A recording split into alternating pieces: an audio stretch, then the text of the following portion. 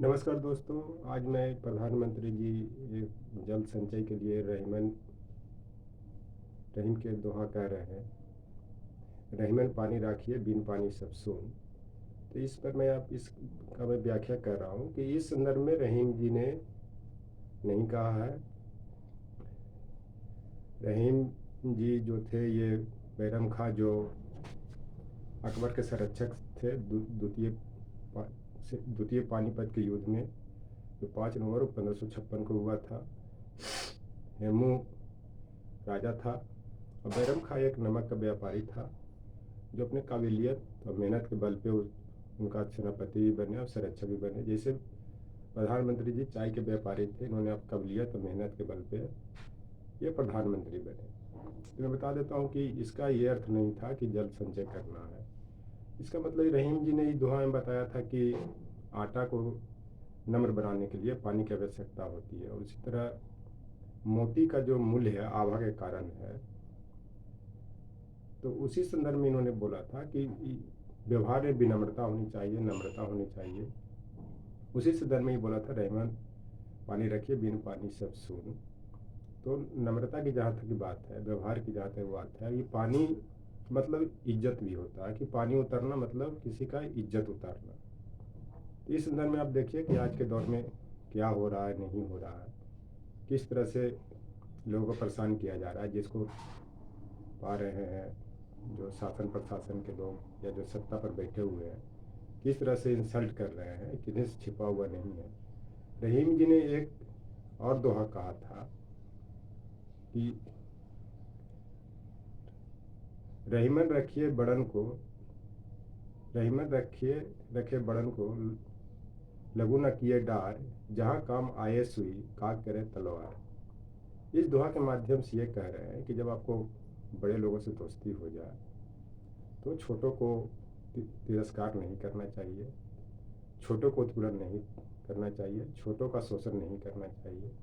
और जहाँ पे छोटी चीज़ काम आती है, सुई आती है, वहाँ पे तलवार काम नहीं करता।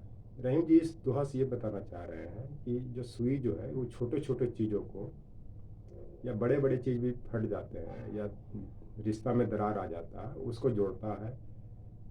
कहने का मतलब है कि छोटी चीज़ से, मान लीजिए किसी घर का दरवाज़ा है, दरवाज़ा के बाहर ताला लगा हुआ है, ताला को खोलने के लिए छोटी चाबी होती है, तब दरवाज़ा खुलता है, तब फिर घर के सारे सीन नज़र आते हैं।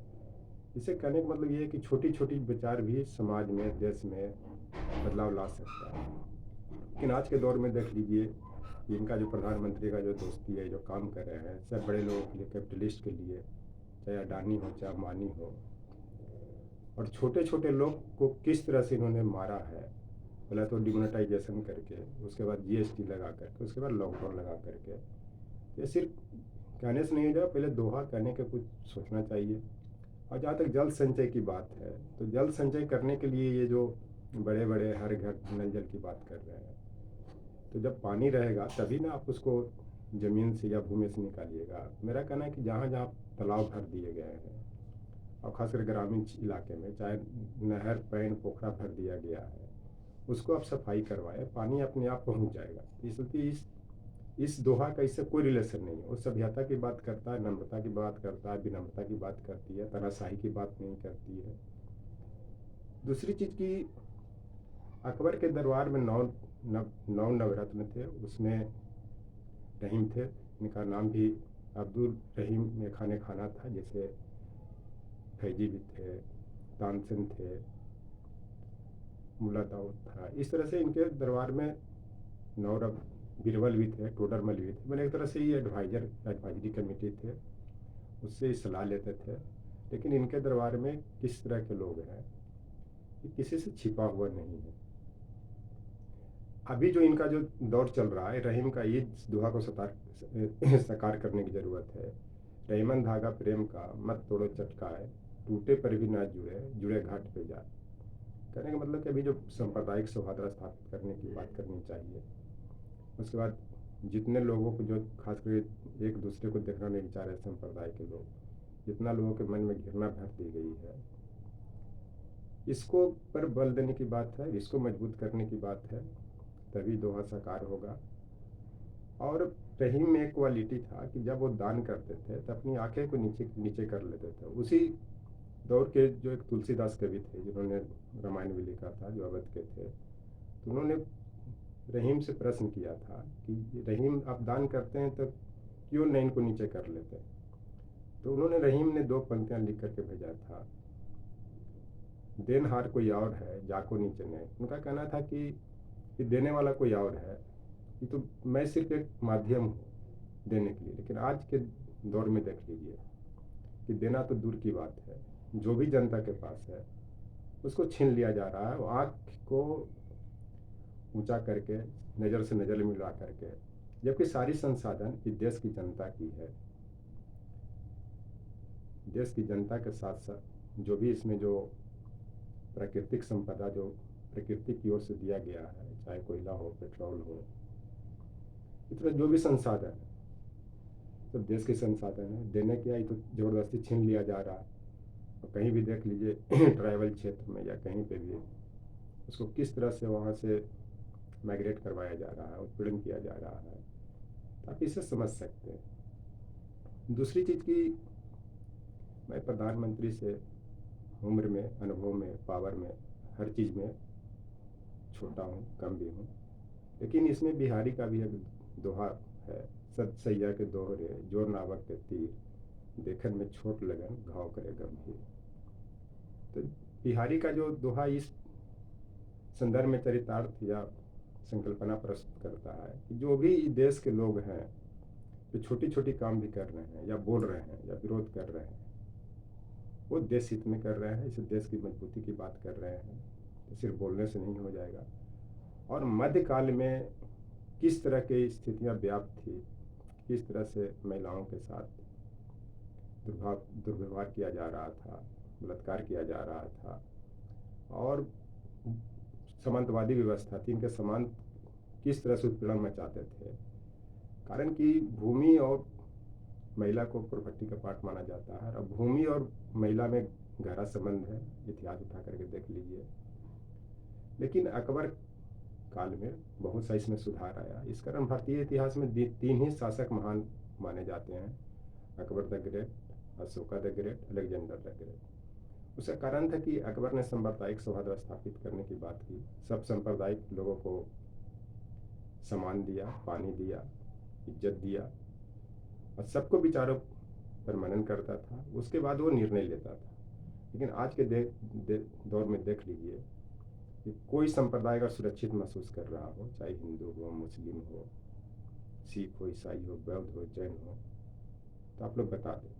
हिंदू में भी जो छोटी जातियां हैं या जो कमज़ोर जातियां हैं, उनको किस तरह से उत्पीड़न की जा रही है। आप हाथरस की घटना देख लें, किस तरह से लड़की के साथ बलात्कार किया जाता है, उसके बाद उसकी डेथ होती है। उन्नाव में कुलदीप सिंह सेंगर ने किस तरह से उस लड़की के साथ बलात्कार किया, इसे छिपा हुआ नहीं है। और मध्यकाल में जो भी आक्रमणकारी आए, सबने, चाहे मूर्ति तोड़ने की बात हो, चाहे मंदिर लूटने की बात हो, लूट करके चले जाते थे। लेकिन आज के दौर में मंदिर के नाम पे लूट खसोट मचा हुआ है। वो जाने की तो दूर सोचिए, उसके संसाधनों पर भी कब्जा कर रहे हैं और अपने पार्टी को मजबूत कर रहे हैं। तो आज की जो सिचुएशन चल रहा है, ये किसी से छिपा हुआ नहीं है। कि देश में क्या हो रहा है, नहीं हो रहा है, वो बताने की ज़रूरत नहीं है। और इनके चमचे जो हैं खुलेआम शोषण कर रहे हैं, दंगा फसाद करवा रहे हैं। तो उस समय कबीर का भी एक दोहा आया था कि तलफई बिनु बालम मोरे जिया, दिन नहीं चैन रात नहीं नींदिया, तलब तलब के भोर किया। कहने का मतलब कि आज के दौर में किस तरह से लोग सब भगवान भगवान की जो इशारा कर रहे हैं बचने के लिए, सब बेचैन है।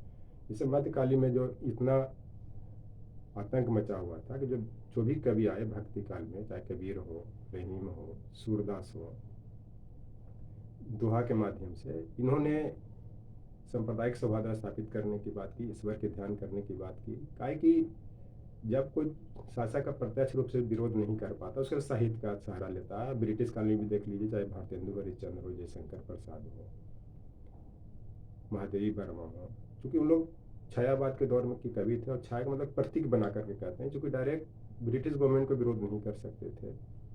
वही आज स्थिति आज की है। कोई भी बुद्धिजीवी वर्ग या पढ़ा लिखा आदमी कभी कोई प्रत्यक्ष रूप से विरोध नहीं कर रहे हैं, यहाँ तो क्या अप्रत्यक्ष रूप से विरोध नहीं कर पा रहा है, क्योंकि इस देश की शासन की आज स्थिति है कि किसी के खिलाफ सीबीआई लगा दो, ईडी लगा दो, एनआईए लगा दो, और नहीं हो तो अगर नहीं सुनता है तो कंगारू पंचायत से भी नहीं सुनता है तो पुलिस इनकाउंटर करवा के मार दो। आप उत्तर प्रदेश में देख रहे हैं, और देश के हर जगह जगह जहाँ पे बीजेपी लाइन की सरकार है, इस तरह घटनाएं घट रही है।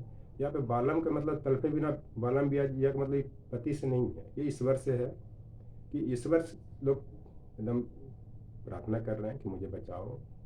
आज के डेट में ये कहा जाता था कि ईश्वर से बड़ा पति होता है, लेकिन आज पति से बड़ा ईश्वर बन चुका है। और जो तलब तलब के भोर किया कि मतलब ये जो एक आत्मिक लगाव की बात हो रही है कि आदमी जो है आजकल ईश्वर से एकदम प्रार्थना कर रहा है, जिस संप्रदाय का भी असुरक्षित महसूस कर रहा है। इस चलते रहीमन पानी राखिए बिन पानी सून जो दोहा है पानी संचय के लिए नहीं कहा गया, ये इज्जत आबरू के लिए कहा गया है, विनम्रता के लिए कहा गया है, सांप्रदायिक सौहार्द स्थापित करने के लिए कहा गया है। Thank you.